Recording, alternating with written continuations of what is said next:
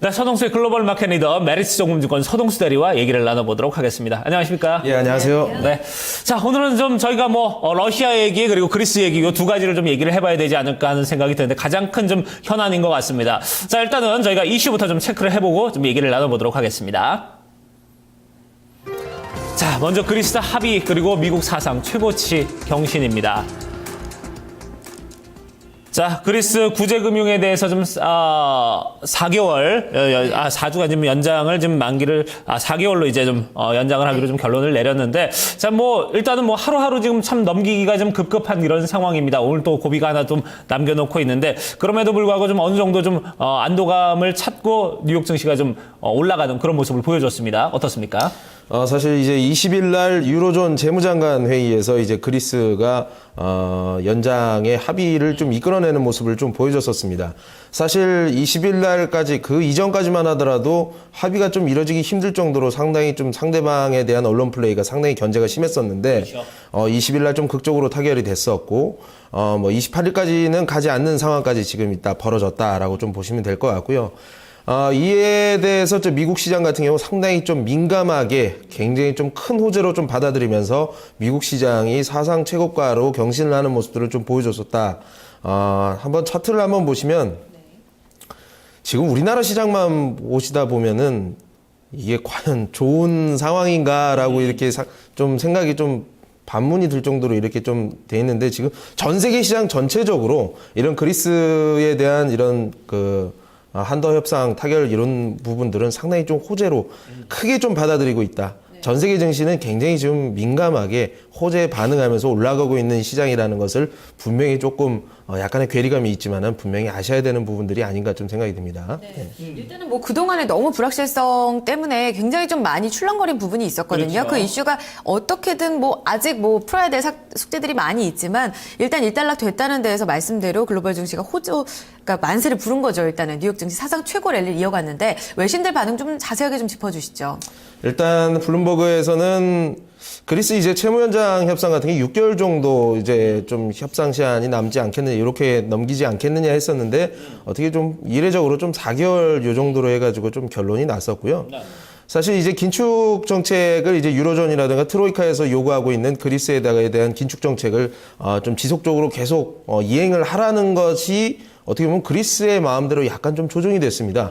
그리스가 실질적으로 자기네들끼리 이렇게 긴축 리스트를 만들어서 오늘까지 이래서 또 이제 제출을 하게 돼 있거든요. 그래서 오늘 제출을 해서 큰 이변이 있지 않는 한 트로이카에서 승인이 나게 되면 자금이 집행이 계속 되는 걸로 이렇게 해서 지속적으로 이제 자금을 융통을 받을 수 있는 이런 기회가 좀 생기게 되는데, 그리스 내부적으로는 자기네들이 이 긴축 리스트를 만드는 거에 대해서 상당히 좀, 크게 우리가 이겼다.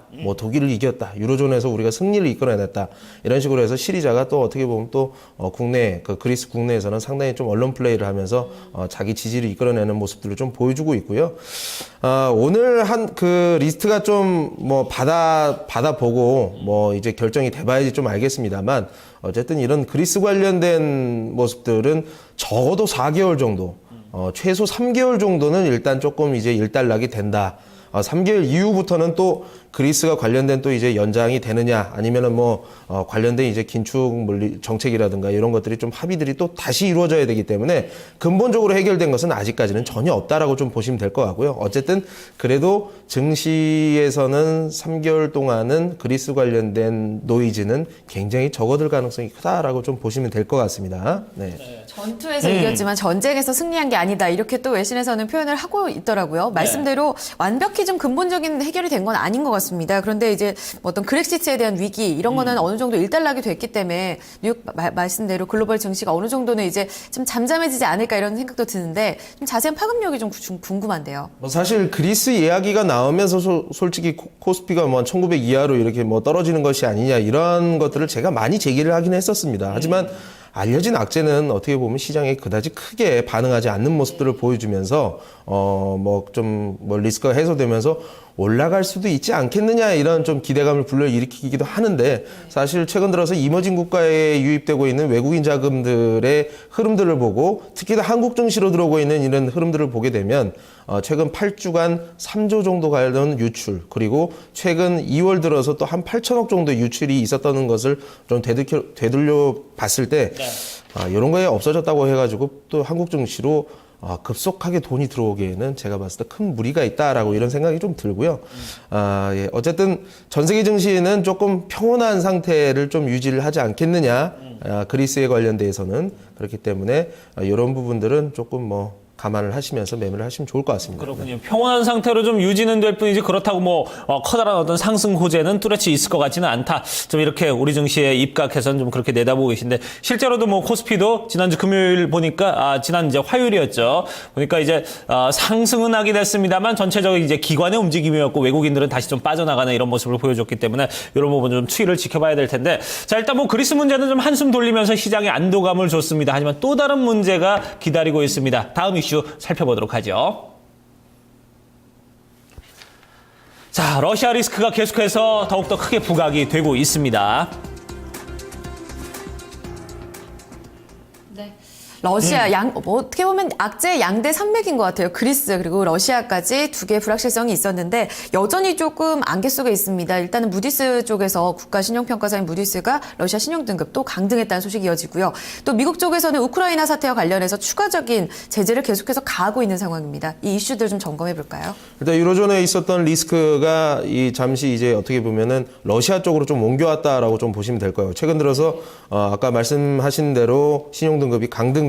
1월에 또 다른 평가사에서 또 강등을 시켰었는데요. 뭐 이런저런 이어졌었는데 러시아는 같은 경우는 경제 규모가 세계 10위권 정도 되는 수준으로 뭐 그림 보시면 군사력은 뭐 2위, 영토는 세계 1위, 뭐 세계 경제에 미치는 영향이 뭐 막대하다라고 보기에는 좀 어렵지만 어떻게 보면은 좀 크게 영향력을 미칠 수 있는 국가인데요. 최근 들어서 러시아 실질 GDP가 상당히 좀 하향하고 있는 모습들, 1% 내외, 마이너스까지도 왔다 갔다 하는 모습 때문에 우려감이 좀 증폭돼 있는 상태다. 다음 그림을 보시면 아시겠지만 최근 들어서 크림반도 병합 이후에 최근 들어서 CDS 프리미엄이 상당히 좀 올라가고 있는 모습들 리스크가 많이 상승한 상태라고 좀 보시면 되겠습니다. 네. 자 이렇게 뭐 전체적으로 좀 우려감 증폭이 되고 있고 외신에서도 아마 여기에 대해서는 좀 비관적이지 않나 하는 생각이 드는데 뭐 신용등급도 계속 좀 떨어지고 있는 상황이고 미국에서는 또 추가 제재하겠다고 좀 이런 얘기들 나오고 있고 전체적으로 뭐 언론의 평이 좀 좋을 것 같지는 않습니다. 어떻습니까? 일단 블룸버그에서는 아무래도 이제 그 러시아 하면은 반미 뭐 미국에서 가장 위협되는 국가가 어디냐 이렇게 국민들한테 서베이를 하게 되면 러시아가 1등으로 지금 올라섰다고 합니다. 보면은 무디스에서 이제 신용등급이 이렇게 헝가리하고 지금 거의 포르투갈이랑 비슷한 수준까지 지금 떨어져 있는 상태인데 최근 들어서 이제 우크라이나와 마찰 그 이전에 있어서 오일 가격이 계속 떨어지다 보니까 국가 재정이 조금 좋지 않은 상태로 계속 이끌어가는 것들. 어떻게 보면 이런 것들이 오페크 국가와 러시아 그리고 미국하고의 그 시엘가스로 인한 그 치킨 게임으로 유발돼서 이렇게 오일 가격이 계속 떨어졌기 때문에 미국에 대한 이렇게 감정 서로 반미 이런 감정들이 계속 좀 어떻게 보면 안 좋아지고 있었다. 재정 상태는 계속 안 좋아지고 외환보유고는 급속도로 좀 빠져나가면서 뱅크런 사태를 어떻게 좀 일으킬 수도 있지 않을까 이런 우려감 그리고 주식이라든가 채권 그리고 특히나 루브라의 폭락으로 인해서 어떻게 보면 러시아 금융당국에서는 뭐 기준금리를 계속적으로 조정을 하면서 좀 불안을 야기시키고 어떻게 보면 우리가 증폭시키고 있는 상황이다라고 보시면 될 것 같습니다. 네. 이번에 투자 등급 강등에 대해서도 이 러시아 정부 쪽에서 굉장히 좀 반발이 심했단 말이죠. 이런 러시아 정부를 둘러싸고 굉장히 좀 혼란도 커지고 있고 말씀대로 노이즈도 좀 더 커질 가능성이 있을 것 같은데 앞으로 글로벌 증시에 하나의 또 숙제가 해결되면 이렇게 또 하나가 남아있고 어떻게 좀 파급력을 점검해 볼까요? 일단 러시아의 펀더멘탈이 어떻게 지금 진행이 되고 있느냐. 제가 저번에도 말씀드렸지만 외환보유가 급속도로 좀 줄어드는 모습들이 보여지게 되면 굉장히 위협이 될 수 있지만 지금까지는 외환보유고가 아직은 충분한 상태이다. 지난 1월 말 그러니까 1월 말 기준으로 해가지고 러시아 같은 경우는 전 세계 외환보유고의 6위 정도로 한 3,600억 달러 정도를 가지고 있습니다. 우리나라 같은 7위 한 3,400억 달러 정도 가지고 있어요. 그래서 아직은 막대하다라고 좀 보시면 될 것 같고요. 어쨌든 러시아 경제에 대한 펀더멘털에 대한 정확한 진단이 지금 필요한 상태인데 결론적으로 말씀드리게 되면 러시아 경제가 흔들림으로 해서 전 세계 경제가 뭐 흔들린다거나 이러한 일은 제가 봤을 때 극히 제한적이라고 좀 보여집니다. 첫 번째 그림을 한번 보시겠습니다. 네. 최근 들어서 크림반도 이후에 러시아의 재정 지출 감소 가능성이 굉장히 좀 높아지고 있는 상황입니다. 어떻게 보면 서방 쪽에서 이제 어떻게 보면 유로존에서 빚을 내서 지금 경제를 지금 부스트업을 시키려고 하는 이런 상황에서 무슨 뭐 국방비라든가 이쪽에다가 실질적으로 돈을 더 쓰게 되면서 어떻게 보면 재정 상태가 안 좋아지는 쪽으로 좀 이끌어가는 쪽은 아니라는 거죠. 이렇게 되면 러시아 같은 경우도 실질적으로 국방부 지출이 떨어질 수밖에 없고 재정 지출이 낮아지면서 어떻게 보면 현금을 융통시켜야 되는 이런 룸 자체를 많이 줄여나갈 수 있는 부분들, 어떻게 됐든 돈의 여유가 생길 수 있는 가능성이 높아지고 있다라고 보시면 좀 될 것 같고요. 다음 그림 보시면 그래도 러시아가 외환 보유고가 많이 떨어진다거나 아니면 재정 상태가 계속 안 좋아진다면 어떻게 되는 것이냐? 중국이 있습니다. 세계 최고의 외환 보유고, 우리나라 10배를 가지고 있는 외환 보유고를 보유하고 있는 국가가 중국입니다. 최근 들어서 중국에서 러시아가 만약에 도움을 요청을 하면은 우리가 해결을 해주겠다라는 이야기를 공산당에서 수차례 언급한 바가 있습니다. 이렇기 때문에 러시아는 외부에서 자금 조달이 가능하고, 그림을 보시면 아시겠지만 최근 들어서 중국이 러시아의 FDI, 그러니까 직접 투자 규모 자체가 상당히 가파르게 늘어나고 있다라는 측면을 봤을 때 중국에서 충분히 자금 수요를 받을 수 있겠구나라고 생각을 하시면 될 것 같고요. 네. 마지막으로 러시아는 전 세계에서 기름을 제일 많이 파는 국가 중에 하나입니다. 오일 가격이 어떻게 될 것이냐가 상당히 어떻게 보면 재정 상태에서 중요할 수 있는데, 전 세계 IB들의 유가 추정치 하반기로 가면 갈수록 60불에서 크게 보는 쪽은 80불까지도 이렇게 다시 회복할 것이다라고 보는 IB들의 추정치를 감안해 봤을 때 유가가 오르게 되면 러시아의 재정 상태는 다시 여유로워진다라는 생각을 해보면, 결론적으로 이게 반미이기 때문에 어떻게 보면 절대악으로 판단이 되고 뭐 전 세계 경제 뭐 절대 뭐 악의 축으로 이렇게 보일지 모르겠습니다만, 러시아는 어쨌든 경제는 아직은 단단하다라고 보시면 될 것 같습니다. 네. 자, 일단은 미국과 대립각을 세우는 게 러시아뿐만 아니라 이제 중국이라는 나라가 있기 때문에 이 중국과 러시아가 손을 잡는 것도 생각해 볼 만한 부분이고, 또 지금 또 미국이 워낙 또 TPP에 대해서 좀 서두르고 있는 이런 모습을 보여주고 있기 때문에 중국도 뭔가 좀 조치를 취한다는 부분에서는 분명히 중국이 러시아에게 좀 손을 내밀 가능성도 높다. 자, 이런 부분에서는 우리가 좀 그렇게까지 러시아에 대해서 너무나 심각하게 받아들일 필요까지는 없을 것이다. 이렇게 좀 정리를 해보도록 하겠습니다. 자, 오늘 저희가 이 그리스와 러시아 부분에 대해서 좀 얘기를 나눠봤는데요. 계속해서 이 부분에 대해서 추이 저희가 이 시간에 꾸준히 좀 여러분께 모니터를 하고 좀 짚어드리도록 하겠습니다. 자, 얘기 여기까지 듣도록 하겠습니다. 지금까지 글로벌 마켓 리더 메리츠 종무증권 서동수 대리와 함께했습니다. 고맙습니다. 예, 감사합니다.